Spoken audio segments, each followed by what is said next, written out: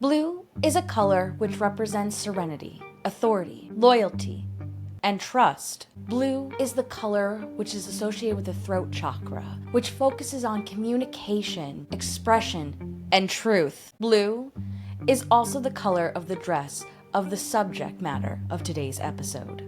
I have found 3 different hauntings with the title of the Blue Lady, which made me wonder if the Blue Lady was a ghost story trope, like the Lady in White. Going over the stories from the Leamington Lighthouse, Rockafellas, and Moss Beach Distillery, I struggled to see if there was any common thread aside from the blue threads of their dresses. Was it just a coincidence? Did these ghosts just happen to materialize in the same color garment? No.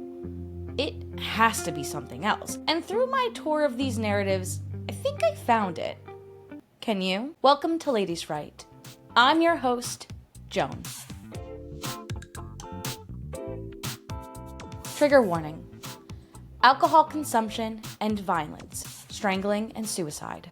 Making your way down the east coast of the United States, you will end up in Hilton Head Island, South Carolina. Truly a tourist town with almost 2.5 million people coming to visit each year. It's known for its beaches, long bike trails, and many golf courses. There is an iconic lighthouse there, which has become a symbol of the area. However, the red and white striped iconic ocular structure is not our destination. Instead, we're going to be in the middle of a golf course in the Palmetto Dunes Resort to Hilton Head's other lighthouse. Standing at 92 feet tall and with 112 steps to the top, the Leamington Lighthouse, also known as the Rear Range Lighthouse, was built in 1880 as part of a system of navigation lights meant to lead ships safely to Port Royal Sound. The lighthouse was built about a mile inland, and its light was able to be seen up to 15 miles away. The lighthouse was active for a little over 50 years,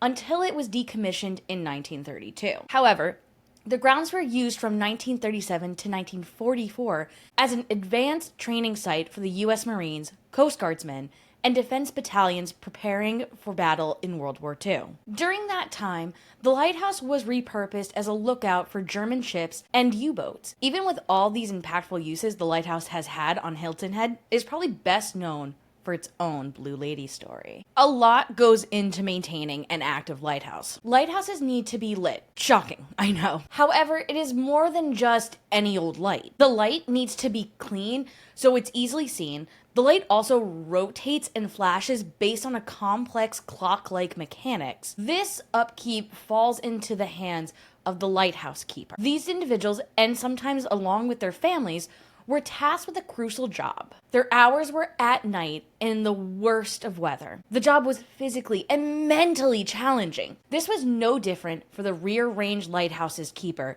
Adam Fripp, and his daughter, Caroline. In 1898, the Atlantic coast of America experienced 11 storms, which were categorized as a tropical storm or higher. The second storm made landfall on August 31st on the south side of Hilton Head as a Category 1 hurricane. The 7th storm of the season was a Category 4 hurricane, which made landfall in Cumberland Island, Georgia, only a little under 300 miles away, and claimed lives in Florida and Georgia. Either of these storms may have been the candidate for the setting of this story. During one of these storms, Adam Fripp was hard at work maintaining the lighthouse. He was going back and forth from the oil house to the top of the light to keep it lit. 112 steps up and then 112 steps down, wading through floodwaters and pushing through intense wind and rain, back and forth, up and down. It was a lot. It was too much, and Adam's heart couldn't take it. While climbing back up the lighthouse tower, he suffered a heart attack and fell from the ladder. Caroline found her father and dragged him into the keeper's cottage. She pleaded to him to let her go and find help, but her father knew that would take way too long, and the lighthouse needed to stay lit. His last words for his daughter demanded she stay and keep the lighthouse operational through the storm. Adam's life may have been over, but his job was not. So Caroline took on the charge. In her blue dress, she started where her father had left off, 112 steps up, then 112 steps down, wading through floodwater and fighting against the rain and wind. Back and forth she went all night, taking on such a heroic task while also mourning the loss of her father. Even once the storm was cleared, Caroline was seen going back and forth. She began the habit of pacing between the lighthouse and oil house in an almost hypnotic state of grief, still wearing the blue dress. Whether from grief or exhaustion, Caroline soon followed her father and passed away only 3 weeks after the storm. She was buried in the same blue dress she wore that night, now a symbol of her dedication to the lighthouse and her father's memory. However, that was not the last time Caroline or her blue dress were seen. One night, a storm was starting to befall Hilton Head Island. A young couple jumped into their car to escape the rain. While waiting for the weather to pass, movement through the rain caught their eye. It was hard to make out at first. A blue mass going to and fro from the tower to a building? When the young man realized what he was looking at, he gasped, "A blue lady." This is said to be the first reported sighting of Caroline's spirit, and after she was given the title, the Blue Lady of Palmetto Dunes. For those who would like to see the Blue Lady, all you need to do is to go out to the 5th hole of the Arthur Hill Golf Course and find the Leamington Lighthouse. There you may see Caroline pacing between the oil house and the tower wearing the same blue dress. I guess you have something to look forward to, at least if you get rained off the golf course. Does golf get rained out? I don't know. I don't play. And I'm scared to talk to my friends who do, because I will need to commit to at least an hour of conversation with them about it. They're all pretty passionate about golf. Oh, thank you. Now we're going to talk about Salem, Massachusetts, and a haunting that does not involve witches, but it wouldn't be Salem without a witch trial mention. In 2003, Rockafellas restaurant was opened for operation. However, the building itself has already been steeped in history. Built in 1862, Rockafellas was originally a place of worship and the 4th meeting house for the Salem's first church. The building was split into 2 floors. The 2nd floor was dedicated to the church services, while the first was rented out to local businesses. This was the setup for almost 50 years, until the building was remodeled to a Victorian Gothic style in 1874. It's not exactly clear when, but the tunnels were formed under the building and were used by 2 groups of people, smugglers and abolitionists. The smugglers used the tunnels to transfer stolen goods, while the abolitionists transferred stolen people to freedom as part of the Underground Railroad system. The Underground Railroad is a secretive network system created to aid enslaved people from the South to get to the North, where they had a greater chance at freedom. The building then became property of Daniel Lowe and Company, who made it a jewelry store. The building is still occasionally referred to as the Daniel Lowe Building, since there's a sign outside that says it. They really became big when they created the first ever souvenir item to reference the Salem witch trials. There's the mention there. The silver spoon with the word Salem and a woman riding a broomstick at the end of the handle was inspired by the souvenir spoons Daniel Lowe saw in his travels to Germany. These spoons became very popular since they were able to be advertised nationally in circulated magazines. This success led to the company launching the country's first mail order catalog. In the early 1990s, the building once again changed purposes when it was sold to developers and turned into a banquet hall. The event space was taken over by Terrence and Kevin Marchino and David McCullough, who turned it into Rockafellas Restaurant. As it originally was, the building was broken up into 2 parts. The 2nd floor is used for an event space, while the downstairs hosts the restaurant and bar. With such a rich history, some souls were bound to stick around. There have been reports of orbs in the upstairs and the spirit of a minister. And the subject of this episode, the ghost deemed the Blue Lady. There are 2 possible origin stories for the Blue Lady. One starting with the aforementioned tunnels. The tale goes that there was a woman who waited in the tunnels until her lover, a sailor, came back to shore. She had an important matter to tell him about. She was pregnant and she wanted to get married. It's not clear if this marriage was out of love or to avoid scandal, but it was clear she needed him to commit to her. However, as these stories seem to go, the sailor did not want to commit to her. He was enjoying his child-free life, which is valid, but he also wanted to break up with her because dating a woman with a child was a drag. which is less valid. Outraged, the woman screamed and lunged at the sailor. And in a completely normal response, this is not a normal response, he caught her by the neck and strangled her to death. Once again, not wanting to deal with the responsibility of what he had done, he buried her body in the tunnels. The other version's a more practical tale. Instead of being a scorned lover, she was a scorned wage worker. A female worker for Daniel and Lowe and Company was in the vaults beneath the building late one night when she mysteriously died and was not found until the next morning. Some believe she may have been screaming for help based on how the haunting manifests. Reports of a woman screaming can be heard when on the lowest floor of the building. Some claim it sounds like it is coming from even further below their feet. Of course, this spirit was not only heard, it would be kind of weird to call her the Blue Lady. Ghost City Tour's website claims a bartender who was working after close one night has evidence of her. The bartender was already feeling uneasy. The building was thought to be haunted. Unexplained occurrences were happening, and no one could figure out what that screaming sound coming from the basement was. As the tension was building, the bartender turned around to see a woman in a blue dress. Terrified and in disbelief from what they were seeing, the bartender somehow managed to snap a photo. Blue Lady seemed to become more bold after this, and patrons started reporting a lady in a blue dress screaming at the end of the downstairs hallway. I will say, I was not able to find this photo. I've looked on the Rockafellas website, and there's no image, and Google doesn't really show any results. Ghost City Tours claims there's a drink called the Screaming Lady in Blue, but the menu just calls it the Lady in Blue. With such little evidence, it seems to me this spirit story might be told to sell more spirits.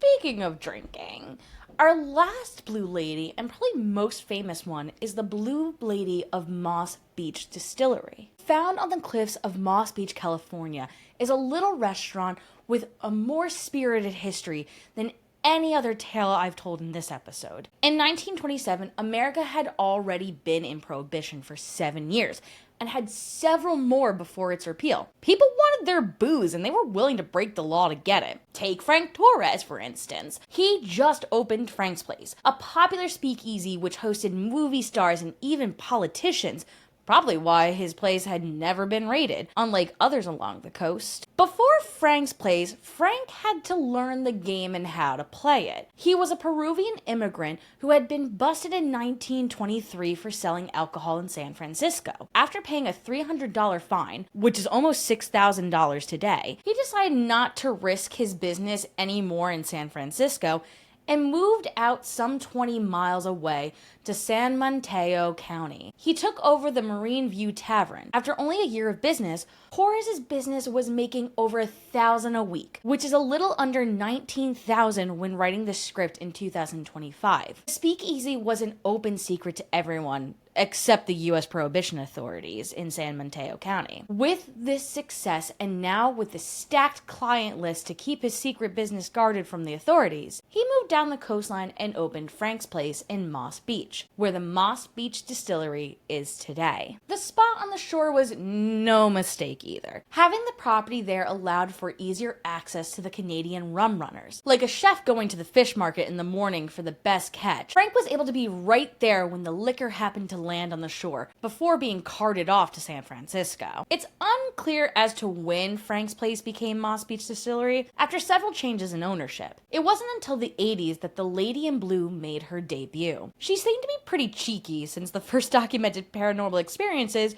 were the kitchen staff claiming they felt someone slapping their backsides while at work. She also seems to have some sticky fingers, because women patrons will report losing single earrings, and the staff will find them weeks later. She also does more conventional forms of haunting, like changing the dates in the computer system, making the phones ring when no one is on the other side, and being spotted by small children. She does try helping balance the checkbook, but she seems to have taken that phrase a little too literally, and ends up just making it levitate instead. So how does this apparition tie back to this location? There's more than one story trying to explain her existence. Shocking, I know. Most follow the common setting of Prohibition and a love triangle. The characters tend to be a restaurant pianist, a husband, and the Lady in Blue. She will either be a regular at the restaurant or someone who's working there. She's in a loveless marriage with an abusive husband, and she finds her eye wandering to the restaurant's pianist. To catch his attention,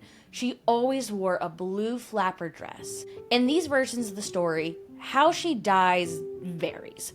Some stories claim her abusive husband found out about the affair and killed her. Other versions say the pianist wanted to remain a ladies' man and killed her. And another claim her affections for the pianist were denied and she threw herself off the cliffs into the rocky sea below. In the 90s, there was an attempt to add validity to any of these stories by having the psychic Sylvia Brown come conduct a seance at the restaurant. During the seance, Brown said 3 souls came through: Mary Morley, John Contina, and Anna Philbrook. Mary was a woman in an unhappy marriage who had fallen for John. John was a playboy and was in a relationship with both Mary and Anna. For unknown reasons, Anna threw herself into the water and drowned, while Mary died by her chest and head somehow being crushed. The San Francisco Examiner, a local newspaper, claimed Brown was able to come up with these claims unprompted and with no background information.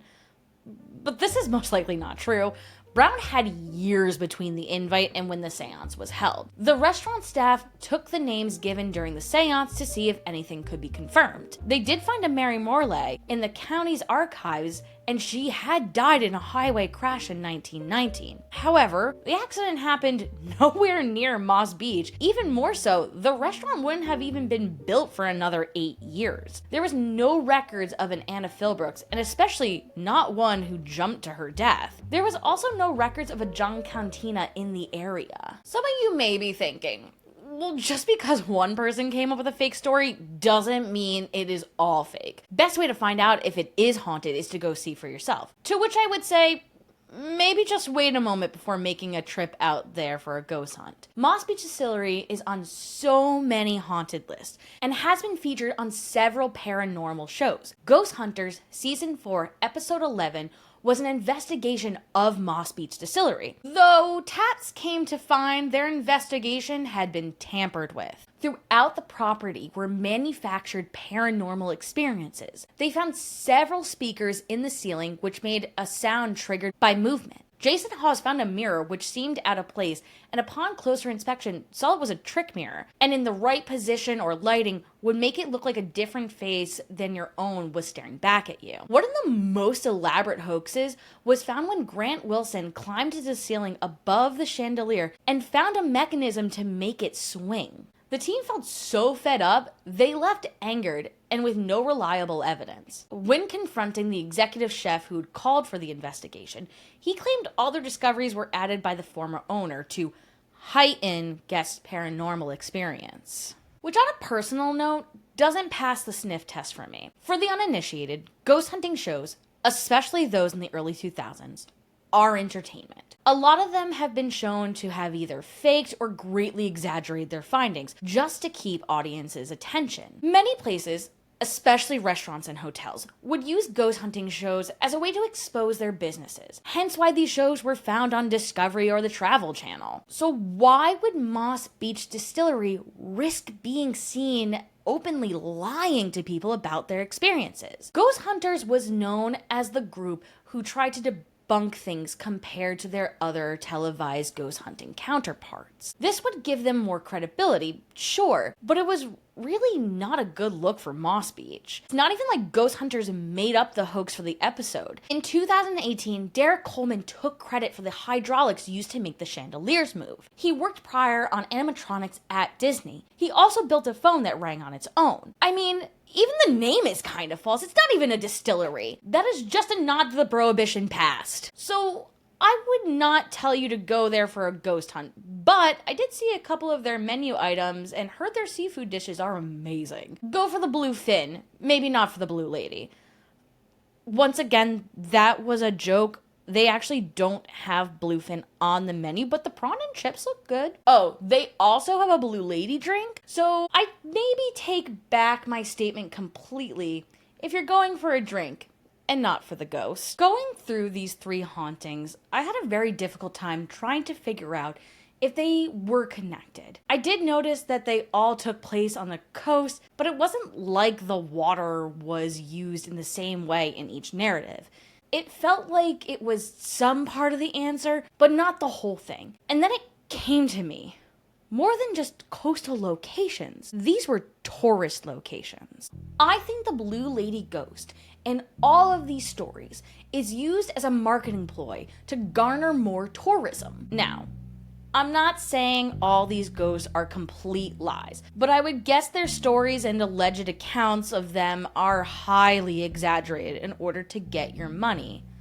Through paranormal tourism. Paranormal tourism is the practice of visiting places based on paranormal phenomenon said to have happened or happened there. Everything from ghost walking tours to overnight investigations all fall under the umbrella of paranormal tourism. And it is highly lucrative. Traditionally haunted locations like Salem, Massachusetts or Savannah, Georgia have 20% of their local tourism revenue from paranormal tourism. In 2023, the niche market was valued at close to $32 billion and is projected to reach over $40 billion in the next decade. Jefferson City Penitentiary in Missouri made around $500,000 in ghost tour sales in 2022. It also allows towns to capitalize on historic or underutilized spaces. Have a creepy looking house that one D-list historical figure in your town owned? Say you can see a face in the second window on the third floor,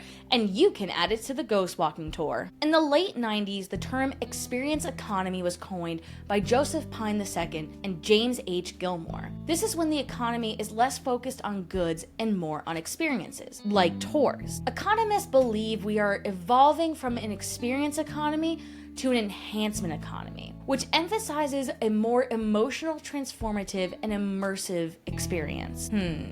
More immersive experience? Looking at you, Moss Beach. All of this to say, businesses, especially those who rely on tourism, may use a ghost in order to draw more guests in. Many of these places may be playing up or straight up making up paranormal tales just to get you to fork over your cash. So am I saying capitalism should make you question the motivation of everything and all ghost stories are told to you just to get your money? Yes and no. My husband and I tried to go on a ghost walking tour when we are traveling to a new place. My husband is a non-believer in the paranormal, but still finds enjoyment in these tours. One, because I enjoy it and he likes to see me happy, and he likes hearing about the stories of the places and people you may not hear on a traditional walking tour. I believe in ghosts, and even though I understand not every aspect of the story may be factual, I like to think about how these stories relate to the greater narrative of the area. I'm telling you this to say, if a non-believer and a casual believer can enjoy a ghost walking tour and not feel like they have been duped, you should be able to too. The key is understanding that these are stories told for entertainment. I have eaten at Rockafellas before, and part of the reason was because it was said to be haunted, but I also had the food recommended to me. I went for a meal, and the chance of seeing a ghost was a fun bonus. I'm not here to be a debunker, in the same way I'm not here to be an absolute believer. When I hear a ghost story, I just like to question a couple of things. Who is telling me this story? Why are they telling me this story? And why are they telling me this story in this way? Sometimes, actually, a lot of the times, according to those 2023 numbers, they will be telling you this because they want your money. But if you have the knowledge of what is happening and you think the entertainment is worth your money, then enjoy your time and don't get too blue over it. But what do I know? I'm just some lady talking about some frights. Thank you so much for making it this far if you have. Once again, if I'm seeing you at the end of this, please, please, please comment, like, and subscribe. I would actually really like to thank my husband. He is the one who made all those drinks that I had tonight. The first one was a traditional hurricane, supposed to go with the fact that the hurricane happened. And then the other one was his interpretation of Rockafellas' Lady in Blue and his interpretation of the Moss Beach Distillery's Blue Lady. I'm actually going to have the recipes that he made / used linked in the description. Do not drink unless you are of legal age in the area you are in. I am not taking responsibility. I don't want to do that. Please drink responsibly. If you can't handle drinking, please don't do it.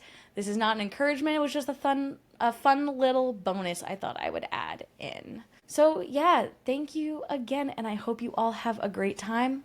I hopefully will see you in the next episode. Bye!